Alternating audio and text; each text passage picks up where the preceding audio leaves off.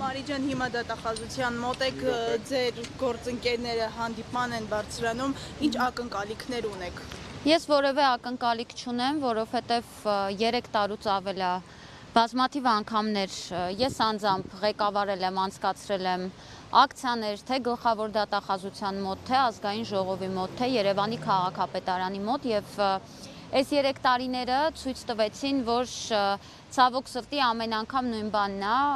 ասում են, որ խոստանում ենք, այս մի հարցը կկարգավորենք եւ այդպես էլ որևէ բան չի կարգավորվում, դե Կումնիսպ-ն այսօր առիթ է, որ մենք այստեղ ենք եկել, Կումնիսպ-ի մասին ես խոսել եմ դեռ 2 տարի առաջ, նույնիսկ ազգային ժողովում եմ բարձրաձայնել,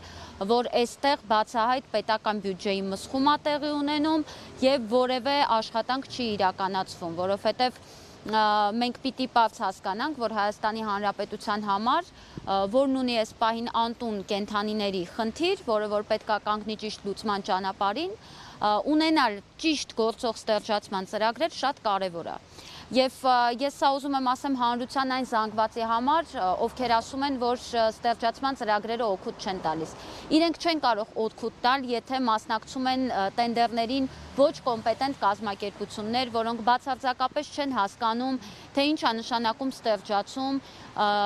որոնք բացարձակապես կապ չունեն առհասարակ կենդանիների հետ, որոնք պարզապես տենդերի գումարը վերցնում են եւ որևէ աշխատանք չեն իրականացնում։ Պարզա հարգելի հասարակություն, որ դուք չեք տեսնելու եւ որևէ արդյունք։ Դրա համար մենք այսօր այստեղ ենք, հա, ու իմ մեծագույն խնդրանքն է, որպեսզի վերնագրերում չնշվի, հա, որ մի շարք կենդանասերներ եկել են, մենք առաջնահերթ Հայաստանի Հանրապետության քաղաքացիներ ենք եւ մենք որպես հարկատու պահանջում ենք, որպեսզի մեր հարկերը օգտագործվեն ի նպատակ, որովհետեւ իրականում յուրաքանչյուրիս ցանկությունը եւ պահանջը նա է, որ այս հարցը կամաց ստանա լուծումներ։ Այն, որ գործերը կոչվում են, ես կհիշեցնեմ, որ եզակի դեպքերից մեկն է եղել, երբ որ Նուբարաշենում ծեծված շան, որը որ այս պահին գտնվում է իմ խնամքի տակ տերը, պատժվեց քրեական օրենսգրքի համապատասխան հոդվածով, 307-րդ հոդվածով, Շենգավիթի առաջի ատյանի քրեական դատարանում դատավոր Արշակ Մաթևոսյանը վճռեց, որ տվյալ անձը մեղավոր է կենդանու հանդեպ դաժան վերաբերմունք ցուցաբերելու մեջ եւ սահմանեց օրենքի թույլատրելի սահմանով ամենախիստ պատիժը։ Այս պարագայում մենք պետք է հասկանանք, որ օրենքը ունի տարբեր չափորոշիչներ եւ այս դեպքի առումով չափորոշիչ այն էր, որ անձը տուգանվեց կես միլիոնից ավել դրամի չափով։ Եվ միանշանակ դա իր ամբողջ կյանքում հետապնդելու է իրան, որովհետև դա արդեն քրեական պատասխանատվություն է, այսինքն մարդը կատարել է քրեական պատասխանատվություն ենթադրող արարք։ Մնացած դեպքերով մենք հաղորդում էինք տվել, օրինակ, չգիտեմ, շատերը կհիշեն Դավիթաշենում 5-րդ հարկից շուն էին գցել ներքև, մենք բարձրաձայնեցինք, տվեցինք հաղորդում հանցագործության մասին, ուր է հիմա այդ գործը, հավանաբար հերթական քննիչը համարել է, որ այդտեղ որևէ հանցակազմ չկա։ Այսինքն շանը 5-րդ հարկից ներքև գցելը, դրանից հետո Երևանում գործող պետական հաստատության կողմից շան մարմինը արագ այդտեղից հեռացնելը, պատկան մարմիններին որպես պետական կառույց որևէ հաղորդում չներկայացնելը, այդ ամեն ինչը իր մեջ որևէ հանցակազմ փաստորեն չի պարունակել, հասկանում եք։ Որի պարտականությունների մեջ է անկած կենդանիների դերը հավաքելը։ Դա Երևանի ՀՕԱԿ-ն է, որը այն ժամանակ իրանք եկել էին, դին տարել էին, շատ լավ տեսել էին շան վիճակը, շատ լավ լսել էին, որ շանը 5-րդ հարկից են ներքև գցել, բայց ցավոք տվյալ կառույցը չէր դիմել պատկան մարմիններին պարզաբանելու համար, թե ինչ իրավիճակ է եղել։ Չնայած ես կարծում եմ, դա իմ անձնական կարծիքն է, որ առաջինը հենց այդ կառույցը պետք է դիմեր պատկան մարմիններին եւ պահանջեր արդար քննություն։ Ի վերջո մենք պետք է փորձենք այդ համակեցության գաղափարը զարգացնենք։ Ես հասկանում եմ, շատ կարևոր է հանրության այն զանգվածը, որը որ ցանկություն է հայտնում, որ կենդանիներ չլինեն եւ այլն եւ անընդհատ այդ հատվածի հետ հաշվի նստելը մենք իհարկե հասկանում ենք։ բայց որոշակի բալանսավորման պետքա գա այդ ամեն ինչը, այսինքն մենք պետքա բալանսավորենք, ինչպես դա արվում է տարբեր երկրներում արդեն տարիներ շարունակ։ Դավիթ Աշենի դեպքը ես օրինակ բերեցի հոկտեմբերյանում,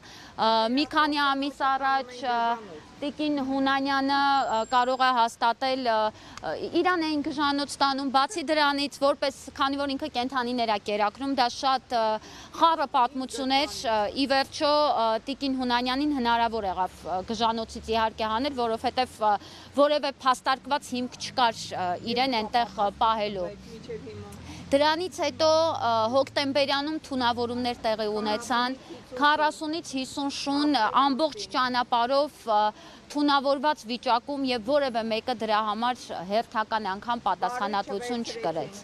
Հրազդանի սպանդը կարող եմ հիշացնել 2 տարի առաջ մենք այստեղ էինք եւ ձեզնից շատերն էլ էին այստեղ ներկա, ես հիշում եմ Հրազդանի սպանդի առումով, երբ որ մենք Շանդիակը բերել էինք եւ դրել էինք գլխավոր դատախազության դռների առջեւ, Եվս մեկ անգամ ապացուցում է փաստը, որ որևէ աշխատանք չի արվում, որովհետև որևէ մեկը չհայտնաբերվեց, որևէ մեկը պատասխանատվության չենթարկվեց։ Այսինքն ես չեմ կարող ասել, որ մեզ մոտ ընդհանրապես դեպքեր չկան, որոնք որ չեն քննվում պատշաճ, բայց այդ դեպքերը այնքան քիչ են, այսինքն այնքան նվազագույն տոկոս է դա կազմում, որ դա նույնիսկ մարդկանց աչքին չի էլ երևում։ Իսկ պատճառը ո՞րն է, օրենքների բացակայությունը, թե անգործությունը։ Ես ավելի շատ համարում եմ, որ պատճառը միանշանակ անգործությունն է։ Պատճառը լուրջ վերաբերմունքի բացակայությունն է այս առումով։ Իսկ այդ ժամանակ, որ շանը բերել դրել եք դռների առջև, ինչ եղավ հետո։ Որևէ բան չեղավ, հերթական խոստումները, որ քննություն կլինի, որ կպարզեն, որ կգտնեն ու եւ այլն ու առ այսօր իրանք գտնում են, անցավ արդեն 2 տարի։ Նույնը Էսկումնի ՍՊ նորոգում, որը որ ոչինչ չի նորոգում, Սոլար գոլորշիացող ՍՊ, որը Գյումրիից 2 տարի առաջ շահեց տենդեր արևային կայանների տեղադրման, որի մասին հոդված կա տպագրված, այսինքն որևէ մեկը չի կարող ասել, որ մենք ապատեղեկատվություն ենք տարածում, հոդված կա տպագրված, որ տվյալ ՍՊ-ն շահել է տենդերը արևային կայանների տեղադրման համար եւ հեռացել է, թռել է, անհետացել է, ես չգիտեմ դա ոնց նկարագրեմ, եւ դրանից հետո կապի ընդհանրապես դուրս չի եկել։ Ու այդ ամեն ինչը իմանալով ու հաշվի առնելով թույլ են տալիս, որպեսզի նորից նույն ՍՊ-ն մասնակցի մեկ այլ տենդերի, այսինքն արևային կայանների տեղադրմամբ զբաղվող ՍՊ-ն ինչ կապ ունի կենդանիների ստեղծման հետ։ Նորոգում ՍՊ-ն ինչ կապ ունի, Ադել Շին ՍՊ-ն ինչ կապ ունի, որ ոչինչ չի կառուցում երևի մենակ քանդում է, բայց անունը Ադել Շին է։ Այստեղ կոռուպցիոն մեծ ռիսկեր կան, կոռուպցիոն մեծ ռիսկեր, եթե մենք այսօր ունենք պատկեր, որ քննչական կոմիտեի մակարդակով գործը կարճվում է դեռ ապրիլին, մեզ տեղյակ չեն պահում, թույլ չեն տալիս, որպեսզի մենք բողոքարկենք։ Եթե մենք գործ ունենք մի իրավիճակի հետ, որ մինչև այսօր մեզ համոզում էին, որ գործը քննության փուլում է, որ դեռ ընթացքի մեջ է ու եւ այլն, հա 2 տարի ընթացքի մեջ է, ինչ են քննում 2 տարի, ամենայն անկեղծությամբ չեմ հասկանում, ինչն էին իրանք քննում, հա, եւ ի վերջո պարզվում է, որ այդ ամեն ինչը սուտ էր եւ դրա հետ մեկտեղ պարզվում է, որ տվյալ ՍՊ-ն Վիրաբյանի գլխավորությամբ տարբեր ՍՊ-ները շարունակում են մասնակցել տենդերների, այստեղ միայն մեկ ֆակտոր է մնում, որ սա կոռուպցիան հոպոզով փոչով չի լինում վերջի վերջո, բայց եթե կոռուպցիա չի, բա ինչ է։ Տենդերի գործառույթները որն են ու ինչից է ենթադրում, որ իրանք ոչ մի բան չունեն։ Տվյալ կազմակերպությունը պարտավորված է ունենա կլինիկա ստեղծման համար նախատեսված, ունենա անասնաբույժ, անուն, ազգանուն, ով է տվյալ անձը, կոմպետենտ է, կոմպետենտ չի։ Ունենա հատուկ ստերիլ տարածք, որովհետև ստեղծումը դա վիրահատություն է։ Դուք Ջաջուրի գոմանոցը տեսել եք։ Ջաջուրի վանդակները այսպես սետկապատած տեսել եք։ Մեջը կենդանիները իրանց կեղտի մեջ նստած, սոված, դիմացները, ամանները առանց ջուր, առանց կեր, առանց ոչ մի բան չստեղծված, բերված այդտեղ շպրտած են։ Այսինքն իրանց գործառույթը ո՞րը պիտի լինի։ Իրանց գործառույթը պետք է լինի ապահովել այդ պայմանները, դրա համար տենդերի են մասնակցում ամենացածր գնով անցնում են 15,000 դրամով, դուք հաշվեք, պետք է ունենալ կլինիկայի տարածք, պետք է ունենալ անասնաբույժ, պետք է ունենալ համապատասխան ամեն ինչ սկսած նարկոզից եւ այլն, հա, ինչ որ անհրաժեշտ է վիրահատություն անցկացնելու համար։ Սկսված հետ վիրահատական, որ գոնե մեկ օր այդ կենդանին մնում է վիրահատություն տարած։ իրան մշակելուց։ Այդ ամեն ինչը 15000 դրամով իրանք տենդերը շահում են ու ինչ են անում, ջաջուրի գոմանոցում տանում այդ կենդանիներին շպրտում են։ Հետո մենք իրանց հետևից իրանց կերած ամեն ինչը մաքրում ենք, որովհետև նույն 2 տարի առաջ այդ ջաջուրից կենդանիների այդ վիճակից ես անձամբ 2 շուն եմ այդտեղից հանել, որ երկուսն էլ իմ կացարանում են հիմա գտնվում։ Դուք մեկով պիտի հիմա այստեղ լինեիք, ուր է այդ շունը։ Ճանապարհին են, ասում են, որ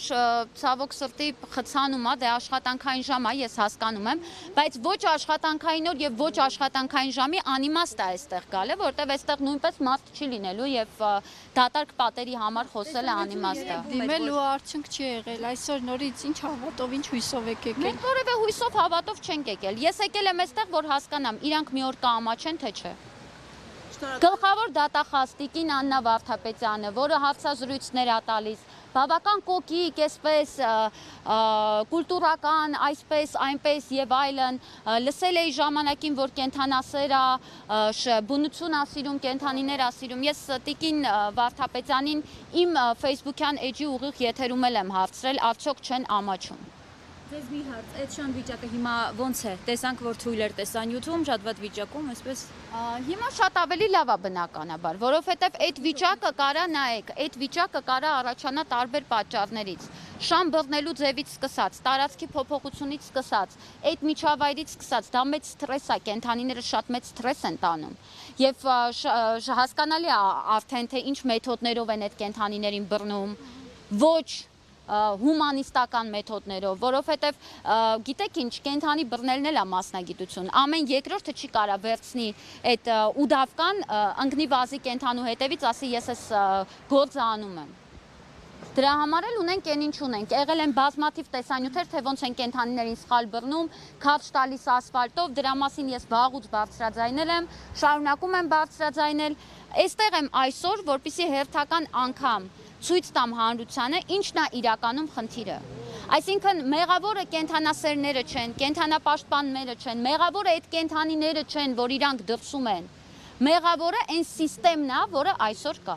Սիստեմը, համակարգը, այսինքն համակարգը, որը բացարձակապես անհանգստացած չի նրանով, որ պետական բյուջեի գումարները մսխվում են, անհանգստացած չի բացարձակ նրանով, որ Հայաստանի Հանրապետության ներքին խնդիր հանդիսացող հարցը առ այսօր չի կարողանում լուծումներ ստանալ, չի կարգավորվում, նստում ուրախանում ենք, որ ազգային ժողովում օրինագիծը վերջապես քննարկեցին, կառավարությունը հավանություն տվեց, հիմա պետք է ազգային ժողովում, ես չգիտեմ երբ, կենդանիների բարեկեցության մասին օրենքը դնեն քննարկման ու եւ այլն, բայց դա առ ոչինչ է, եթե չկա պատկերացում նրա, թե այդ օրենքի բոլոր կետերը ինչպես պետք է վերահսկվեն։ Առ ոչինչ է դա, այսինքն եթե պիտի լինի հերթական թուղթը, որի վրա գրելու են, թողեն այդ թուղթը տենց մնա մենակ մեր բերանը փակելու համար, մենք այդ ամեն ինչը արդեն անցել ենք, մենք շատ լավ գիտենք ու դա միայն այս ոլորտում չի կատարվում, Հայաստանում շատ ու շատ բազմաթիվ ոլորտներում այս նույն խնդիրները կան, ուղղակի մենք այստեղ խոսում ենք կենդանիներից։ Շնորհակալ ենք շատ։